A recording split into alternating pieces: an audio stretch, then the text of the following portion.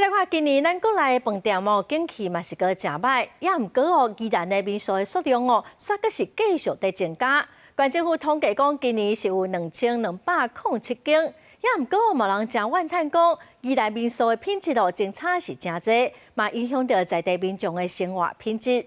有宜兰的民意代表就建议县政府应该爱做总量的管制，嘛爱有管理配套的办法。 民宿的玻璃吹气，害人客受伤。宜兰这几年民宿数量逐年增加，品质有的好，有的歹。亲像这款的消费争议事件愈来愈多。不过最近国内旅游饭店旅社生意无好，民宿数量却一直增加，业者分析原因。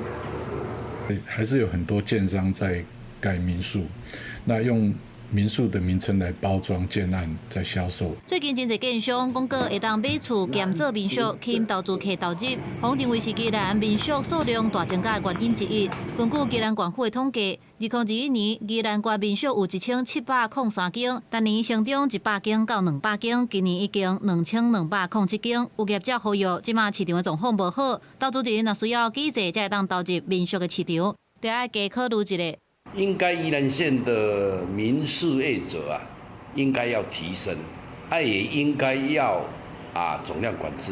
有民代也反映，管理甲无好的民宿也一直增加，常常出现半暝唱歌、航肉等等的问题，影响在地居民生活品质。建议县府应该比照过去发展，针对民宿数量做总量的管制，也是提出分级评比等等的配套管理办法，提升民宿的品质，也要积极对非法的民宿裁罚。成本上面我们会尊重市场机制，所以目前并没有任何要进入总量管制的相关考量。